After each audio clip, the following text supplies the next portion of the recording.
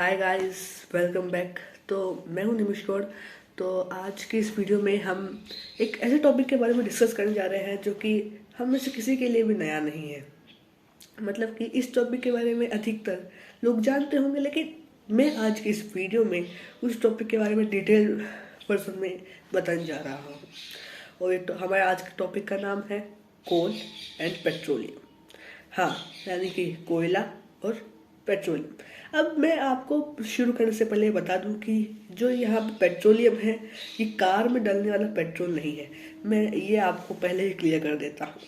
Petroleum क्या होता है और कोल क्या होता है, इनके सब के बारे में, इनके टाइप्स के बारे में सब मैं आपको डिटेल में बताने जा रहा हूँ आज की इस वीडियो में। तो आइए शुरू करते हैं। तो सबसे पहले हम जानते हैं कि रिसोर्स क्या होते हैं। अब आप बोलेंगे कोल पेट्रोलियम के बीच में रिसोर्स कहाँ से आ गया। तो इस टॉपिक को समझने से पहले हमें रिसोर्स को समझना जरूरी है। तो रिसोर्स की सबसे, अगर हम आसान भाषा में कहें, सिंपलेस्ट डेफिनेशन में बताऊं तो वो रिसोर्स वो चीज़ें होती हैं जो कि ह्यूमन एफर्ट को कम करती है। यानी कि जो भी ह्यूमन्स की, इंसानों की डे टू डे लाइफ में हेल्पफुल होती हैं, उन्हें ही हम रिसोर्स कहते हैं। अब रिसोर्स में कई टाइप्स होते हैं, नेचुरल, ह्यूमन और ह्यूमन मेड रिसोर्स। इस टॉपिक के अंदर हम ह्यूमन और ह्यूमन मेड रिसोर्स के ऊपर नहीं जाएंगे, अभी केवल नेचुरल रिसोर्स पे पढ़ते हैं। तो नेचुरल रिसोर्स वो होते हैं कि जो नेचर से लिए गए हैं और बिना किसी मॉडिफिकेशन के हम उनको यूज़ कर लेते हैं, उन्हें हम बोलते हैं नेचुरल रिसोर्स। अब जैसे आप ले लीजिए वाटर के आप नेचर से है, ऐसा तो नहीं कि ह्यूमन ने बना दिया नेचुरल वाटर को, नहीं, वाटर नेचर से लिया गया है और ये बिना किसी मॉडिफिकेशन के आप घरों में यूज़ करते हैं। आज वाटर का सभी जगह पे यूज़ होता है बिना किसी मॉडिफिकेशन के। ऐसा तो नहीं है कि इसमें कुछ मिलावट करके या फिर कुछ भी इसमें कुछ इंग्रेडिएंट्स ऐड करके इसको ऐसा बनाया गया है यूज़ करने योग्य, नहीं ना। मतलब कि ये नेचुरल रिसोर्स है और बिना किसी मॉडिफिकेशन के, ज़्यादा मॉडिफिकेशन के बिना ये हमारे घरों में या हमारे द्वारा यूज़ किया जाता है, हम यूज़ करते हैं इसे। तो ऐसे ही नेचुरल रिसोर्स जैसे वाटर, एयर, सनलाइट, ऐसे ही हम इनको यूज़ करते हैं। अब नेचुरल रिसोर्स के दो टाइप्स होते हैं, एक होता है एग्जॉस्टेबल और दूसरा होता है इनएग्जॉस्टेबल। कभी कभी हम एग्जॉस्टेबल को नॉन रिन्यूएबल बोल देते हैं और इनएग्जॉस्टेबल को रिन्यूएबल बोल देते हैं। अब इन दोनों के बीच में डिफरेंस क्या होता है वो हम जान लेते हैं। तो जो रिन्यूएबल है, नाम समझ के होंगे कि आप वापस रिन्यू हो जाते हैं, लेकिन नॉन रिन्यूएबल नहीं होते। यानी कि जो रिन्यूएबल होते हैं वो अबंडेंट, अनलिमिटेड क्वांटिटी में हम कह सकते हैं कि वो होते हैं, लेकिन जो नॉन रिन्यूएबल होते हैं वो लिमिटेड स्टॉक में होते हैं। ठीक है।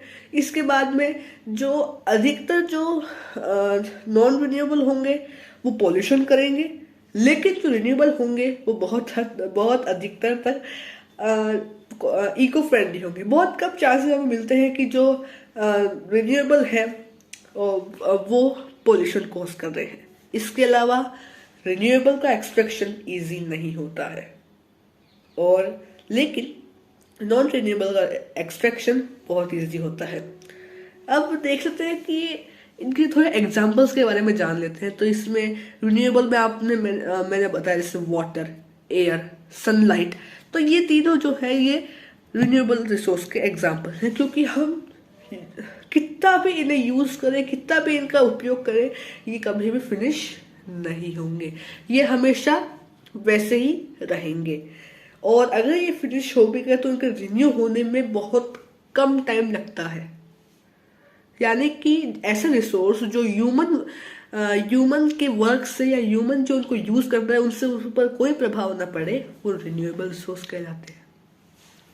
इसके अलावा अब अगर हम देखें तो नॉन रिन्यूएबल में जो ह्यूमन इफेक्ट से फिनिश हो रहे हैं या वेनिश हो रहे हैं, जो इनकी क्वांटिटी अबंडेंट नहीं है, उन्हें हम नॉन रिन्यूएबल रिसोर्स कहते हैं। नॉन रिन्यूएबल रिसोर्स में कौन कौन आते हैं? कोल, पेट्रोलियम, नेचुरल गैस। यही तीन आज के हमारे टॉपिक है। इसलिए मैंने आपको कोल एंड पेट्रोलियम स्टार्ट करने से पहले रिसोर्स और नेचुरल रिसोर्स के बारे में बताया। अब हम जान लेते हैं कि कोल बनता कैसे है, कोल बनता है किससे आखिर। तो कोल जो है वो फॉसिल से बनता है और एक टाइप का फॉसिल फ्यूल है। अब फॉसिल क्या होता है, हजारों लाखों साल पहले, हजारों लाखों करोड़ों साल पहले, मिलियंस ऑफ ईयर्स एगो जो प्लांट्स रहते थे, एनिमल्स रहते थे, ऐसा तो नहीं है कि वो हमेशा रहते चले गए, कांस्टेंट रह गए, नहीं, उनकी भी कभी ना कभी डेथ हुई होगी, चाहे किसी भी कारण से हो, नेचुरली हो, कोई नेचुरल फेनोमेना हो कि भाई कोई अर्थक्वेक आ गया, सुनामी आ गई, तो किसी न किसी वजह से उनकी भी डेथ हुई होगी। और वो क्या हुआ,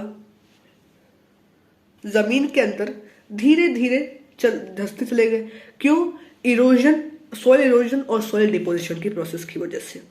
यानी कि उनके ऊपर मिट्टी का लेयर इकट्ठा होता गया और by time millions of years में उनके ऊपर इतना तेज प्रेशर पड़ा, इतना उनके ऊपर टेम्परेचर का प्रभाव हुआ कि वो कोल में कन्वर्ट हो गए।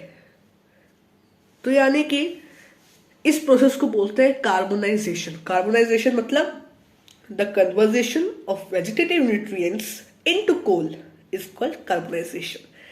तो ऐसे होता है कोल का फॉर्मेशन। और ये जितने भी फॉसिल फ्यूल्स होते हैं, इनकी कैलोरीफिक वैल्यू बहुत ज्यादा होती है। कैलोरीफिक वैल्यू मतलब जितनी ज्यादा कैलोरीफिक वैल्यू, वो उतनी ही ज्यादा हीट प्रोड्यूस करेंगे। यानी कि अगर पेट्रोल की कैलोरीफिक वैल्यू बहुत ज्यादा है तो वो उतनी हीट प्रोड्यूस करेगा जब वो बर्न किया जाएगा। और इनमें जो होता है वो इग्निशन टेम्परेचर कम होता है। इग्निशन टेम्परेचर मतलब कि वो लोएस्ट टेम्परेचर, सबसे छोटा टेम्परेचर जिसपे वो ऑब्जेक्ट बर्न करने लग जाएगा। कोई भी सब्सटेंस, हर किसी सब्जेक्ट का इग्निशन टेम्परेचर होता है। तो इस इग्निशन टेम्परेचर को पीछे रखते हुए हम बढ़ते हैं कोल की तरफ। आखिर कोल होता क्या है? तो कोल एक हार्ड सब्सटेंस है, रोकी सब्सटेंस है, ब्लैक इन कलर होगा। ये तो आप सभी को पता है, कोल ब्लैक कलर में होता है। और ये जो है फॉसिल से बनता है। अभी मैंने आपको बताया कि जो कोल है वो फॉसिल से बनता है। और ये जो होता है इसमें मेनली ये कार्बन से बना हुआ होता है। कार्बन इसका मेन कॉन्स्टिट्यूएंट होता है और इसमें नाइट्रोजन और सल्फर के भी कुछ आपको कण मिल जाएंगे और हाइड्रोजन के भी। अभी कुछ देर पहले मैंने आपको बताया था कि कोल बनाने की प्रोसेस को कार्बोनाइजेशन बोलते हैं। अब कोल के भी 3 टाइप्स होते हैं। कोल के 3 टाइप्स होते हैं, सॉलिड फॉर्म में, लिक्विड फॉर्म में और गैस फॉर्म में। ये बनते हैं डिस्ट्रक्टिव डिस्टिलेशन से। अब डिस्ट्रक्टिव डिस्टिलेशन होता है कि किसी भी ऑब्जेक्ट का, कोल का नहीं, किसी भी ऑब्जेक्ट को हवा की कमी पर या बिल्कुल ही एब्सेंस में बर्न करने की प्रोसेस को डिस्ट्रक्टिव डिस्टिलेशन कहते हैं। यानी कि the burning of any substance in the absence और limited supply of air is called destructive distillation. तो इसके 3 पार्ट्स कौन कौन से होते हैं? Coke, coal tar and coal gas. ठीक है, तो कोक सबसे पहले इसके ऊपर आ जाते हैं। कोक कोल का सॉलिड फॉर्म होता है। कोका कोला वाली कोक नहीं, कोल वाली कोक। तो जो कोक होता है वो कोल का सबसे प्योरेस्ट फॉर्म माना जाता है। यानी कि इसमें कार्बन कंटेंट सबसे ज्यादा है, जो कि माना जाता है कि इसमें कार्बन कंटेंट 98% है। यानी कि कोक 98% कार्बन से बना हुआ है, इसलिए इसको कोल का सबसे प्योर फॉर्म कहते हैं। और इसके बाद में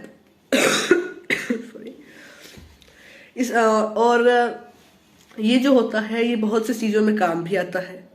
ये हार्ड होता है, पोरस भी होता है। पोरस यानी कि उसमें छोटे छोटे होल्स भी होते हैं। और ये काम क्या आता है? ये एक तो स्टील इंडस्ट्री में काम आता है। स्टील इंडस्ट्री में ये फ्यूल के रूप में यूज होता है। इसके अलावा ये बहुत सारे मेटल्स को एक्सट्रैक्ट करने में भी काम आता है। देखिए कितना जरूरी है हमारे लिए कोक। इसके बाद अगला है कोल टार। कोल टार जो होता है वो कोल का लिक्विड फॉर्म होता है। और इसके अलावा मैं बताऊं तो इसमें बहुत ही अनप्लेजेंट स्मेल होती है, बहुत ही गंदी सी स्मेल आती है। और इसके अलावा ये भी डिस्ट्रक्टिव डिस्टिलेशन से होता है, ब्लैक इन कलर होता है। और ये ऑयली लिक्विड, ऑयली टाइप का होता है, यानी कि आपने कभी ऑयल देखा होगा, ऑयल तो देखा ही होगा सबने, उसके टाइप का होता है ये। और इसमें ये जो होता है, आपको भी याद होगा कि आपके घर के सामने कोई डामर की रोड बनी हो, उसके आगे वो लोग कुछ लिक्विड लगाए जाते हैं, तो उसमें से बहुत ही गंदी सी अजीब सी स्मेल आती है, कई लोगों को अच्छी भी लगती होगी। और उसी स्मेल, वो जो होता है, वो जो लिक्विड लगाया जाता है, वो यही कोल टार होता है। दो चीज लगाते हैं, कोल टार या बिटुमेन टार। बिटुमेन टार हमारे आगे आएगा, वो एक पेट्रोलियम का पार्ट है, ठीक है। तो इसमें हम पहले इसके इम्पोर्टेंस जान लेते हैं। तो ये भी बहुत ही इम्पोर्टेंट होता है हमारी डे टू डे लाइफ में। जो भी आप देखते हैं डाइज या जो कलर्स होते हैं, वो कोल टार से बनते हैं। जो भी आपके परफ्यूम्स हो गए, ड्रग्स हो गए, या फिर एक्सप्लोसिव्स हो गए, वो भी कोल टार से बनते हैं। और कोल टार मैंने जैसे बताया, सरफेसिंग द रोड्स को सरफेस करने में भी बहुत हेल्पफुल होता है। इसके अलावा अब आगे बढ़ते हैं कोल गैस पर।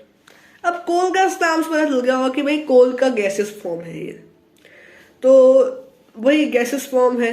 और ये भी हाइड्रोजन और कार्बन से मिलकर बना होता है। और इसके अलावा मैं आपको बताऊं तो इसके यूजेस जान लेते हैं हम। तो ये जो है, ये पुराने ज़माने में लंदन में और जर्मनी में पुराने टाइम में लगभग 19th सेंचुरी के स्टार्टिंग में 1800 से 2030 के आसपास से ये जो है लंदन और जर्मनी के जो स्ट्रीट लैंप्स होते हैं, स्ट्रीट लाइट्स, उनमें जो इलेक्ट्रिसिटी जलती थी, ये उसमें हेल्प करता था, ठीक। ये उसमें बहुत ही काम आता था। यही वहां पे इलेक्ट्रिसिटी प्रोड्यूस करता था। हाँ, तो अब ये तो हमने जाने कि जो कोल का अगर हम डिस्ट्रक्टिव डिस्टिलेशन करेंगे तो उससे इसके 3 टाइप होंगे, या फिर कोल के 3 पार्ट होते हैं। अब हम जानते हैं कि कार्बन कंटेंट के बेसिस पे कोल के कितने टाइप होते हैं। तो कार्बन कंटेंट के बेसिस पे कोल के 4 टाइप होते हैं, peat, lignite, bituminous coal and anthracite. तो इसमें मैं आपको वे टू वे सभी का डिस्क्रिप्शन बताऊंगा, सब में कार्बन कंटेंट के बारे में बताऊंगा, और इनका यूज क्या होता है वो बताते हैं। जो पीट होता है उसमें कार्बन कंटेंट सबसे लो होता है, क्योंकि इसमें जो है मॉइस्चर कंटेंट और इम्प्योरिटीज बहुत ही ज्यादा होती है। यानी कि इसमें मॉइस्चर, अगर कोई मॉइस्चर ही ज्यादा होगा तो वो हार्ड कैसे होगी वो चीज। इसलिए ये बहुत ही कमजोर किस्म का कोल माना जाता है, सबसे कमजोर किस्म का कोल है ये। इसका अधिक कोई काम नहीं होता है। और इसमें ये जो होता है, पार्शियली डिकेड प्लांट मटेरियल होता है ना। मतलब कि कोल की फॉर्मेशन में ये सबसे पहले आता है, यानी कि पहले जो प्लांट्स और एनिमल्स कोल में कन्वर्ट हुए थे वो भी थोड़े बहुत ही हुए हैं, उन्हीं को निकाल लिया गया और उसको बोल दिया पीट। दूसरा है लिग्नाइट। लिग्नाइट जो कोल का फॉर्म है वो हमारे इंडिया में सबसे ज्यादा पाया जाता है। इसकी कार्बन कंटेंट जो है वो पीट से ज्यादा होती है, लेकिन इतनी भी ज्यादा नहीं होती है। और इसका यूज क्या होता है कि ये इलेक्ट्रिसिटी जनरेशन के लिए मेनली यही वाला लिग्नाइट वाला कोल ही काम आता है। अब तीसरे नंबर पे है बिटुमिनस कोल। बिटुमिनस कोल जो होता है हमारे इंडिया में पाया जाता है, लेकिन थोड़ी कम क्वांटिटी में। और ये जो है, ये इसमें कार्बन कंटेंट अच्छा खासा होता है, यानी कि अच्छा होता है, क्योंकि ये मॉइस्चर और इम्प्योरिटीज इसमें बिल्कुल नहीं होती है। अब इसका वर्क होता है कि स्टील प्रोडक्शन में और एनर्जी प्रोडक्शन में ये बहुत ही काम आता है। और इसके बाद जो है एंथ्रासाइट। एंथ्रासाइट कोल की सबसे हाईएस्ट फॉर्म है, इसे हाईएस्ट ग्रेड कोल भी कहा जाता है, हार्ड कोल भी कहा जाता है इसे। इसमें कार्बन कंटेंट सबसे ज्यादा होता है और मॉइस्चर और इम्प्योरिटीज का तो नामो निशान नहीं होता है इसमें, यानी ये कार्बन से भरपूर होता है। और ये सबसे कम स्मोक प्रोड्यूस करता है, यानी कि सबसे कम स्मोक भी प्रोड्यूस करता है और एनर्जी सबसे ज्यादा प्रोड्यूस करता है। अब वो तो देखिए साफ बात है, जहाँ पे कार्बन कंटेंट ज़्यादा होगा एनर्जी ज़्यादा होगी, लेकिन जो स्मोक वगैरह है वो कम हो जाएंगे। हाँ, तो एक और चीज़ कि कभी कभी आपके दिमाग में आया कि जो पावर प्लांट होते हैं, कोल पावर प्लांट, ये हमेशा कोल माइन्स के पास में क्यों बनाया जाता है? दूर भी तो बना सकते हैं। कोल माइन की चिपका कर बनाने की क्या जरूरत है? तो उसका कारण ये है कि देखो, कोल माइन से निकलता है, सबको पता है ये चीज। तो अब कोल वहां से निकला, और अगर जो थर्मल पावर प्लांट है वो बहुत दूर बनाया है, थर्मल पावर प्लांट यानी जहाँ इलेक्ट्रिसिटी प्रोड्यूस होती है, वो बहुत दूर बना दी किसी ने, तो यानी कि अब ऐसा नहीं कि थर्मल पावर प्लांट की चीजें कोल माइनस के पास आएंगी वहां से चल के, नहीं, कोल को रहना पड़ेगा वहां पे। अब क्या होता है कि कोल की calorific value, sorry ignition temperature बहुत ही कम होता है, यानी कि वो बहुत जल्दी आग पकड़ लेता है।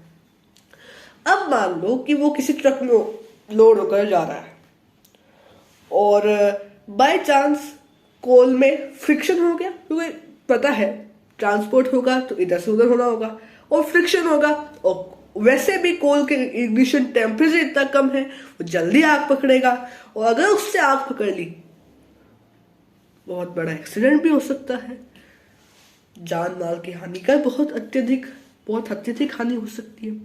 इसलिए थर्मल पावर प्लांट है वो कोल माइंस के पास में बनाए जाते हैं। तो अब लास्ट में जाते जाते हम कोल के कुछ यूजेस जान लेते हैं। तो इलेक्ट्रिसिटी जनरेशन पहले बता दिया मैंने आपको, स्टील प्रोडक्शन ये भी आ गया, और सीमेंट इंडस्ट्री ये अभी हमने नहीं बताया था। तो सीमेंट इंडस्ट्री में भी कोल का बहुत ही अत्यधिक यूज होता है, और इंडस्ट्रियल हीटिंग ये बहुत ही इंपॉर्टेंट चीज है। इंडस्ट्रियल हीटिंग आपने देखा होगा कि आयरन निकल के आ रहा है, कहीं से आयरन ओर से निकल के आ रहा है, तो उससे कुछ चीज बनाने के लिए, अब आयरन की कोई चीज बनानी है हमें, तो पहले उसको मेल्ट किया जाता है, स्मेल्ट किया जाता है, तो वो काम जो होता है उसमें कोल इन्वॉल्व रहता है। तो आज के इस वीडियो में इतना ही। इसके अगले पार्ट में जो कि जल्दी आने वाला है उसमें हम जानेंगे पेट्रोलियम के बारे में, पेट्रोलियम के क्या कॉन्स्टिट्यूएंट्स होते हैं, क्या यूजेस होते हैं, और पेट्रोलियम से रिलेटेड हर चीज जो मैं आपको बता सकता हूं। और तब तक के लिए बाय बाय। और हाँ, अगर वीडियो अच्छा लगे तो लाइक करना, चैनल को सब्सक्राइब करना, और ज़्यादा लोगों के पास शेयर करना, ताकि वो भी ऐसी इंफॉर्मेटिव चीज़ें समझ सके और पढ़ सके।